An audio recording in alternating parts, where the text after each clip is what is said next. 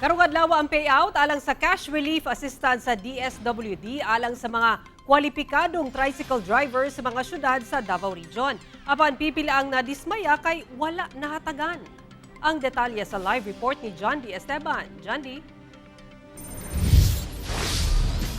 Yes, Sara, dismayado ang pipila ka mga tricycle drivers kay pag-abot nila sa payout center, wala ilahangalan sa master list. Hinuon ang DSWD 11 dunay pagpasabot niini. Atong Siron.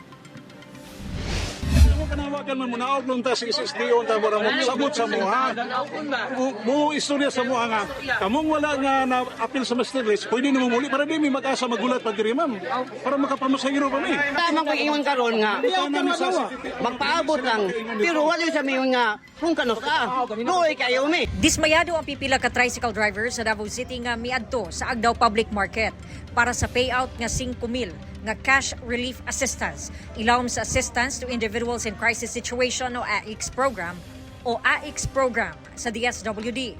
Millennium mangud daw sila sa wala sanglit wala sila sa listahan.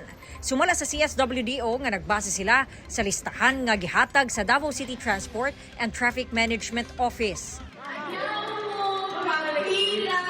Kung wala mo na text directly sa CSWDO na kinsa karong naa diri kawala ng text ni CSWDO mubaba na lang ta kay i-verify mo ni CTK mo sa next batch. Sumala sa CSWDO ang 437 tricycle drivers sa Davao City nga anaa sa master list, gipahibalo pinaagi sa text. Ang problema, ang uban nakadawat og text apan wala sa master list. Marami mo akong cellphone. Gitiksan ko niya pagkatidri.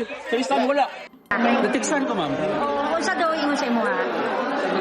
Kuha naman, ma'am. Sikanbat sa daw mi. Kaya wala mi sa master list. Wala na lang niya, ma'am. Giklaro sa DSWD 11 nga nagdepende lang sila sa listahan nga gihatag sa lokal nga paggamhanan nga nakakomply sa mga rekisitos. Expect talaga ako na may mga drivers na wala sa listahan na pupunta rito at magbabakasakali. Pero may guidelines tayo na sumusunod. When it comes to text messages, hindi talaga namin masakit yan. Kasi nga, kami payout lang. Magpe-payout lang kami. When it comes to the information, maliwanag yan sa city government, sa LTFRB, na sila ang magpapaalam kung kailan ang payout, kailan ang venue ng nitong cash relief assistance. Sa mga wala makadawat karong adlaw, sumala sa DSWD, doon na matudpay laing hugna sa payout.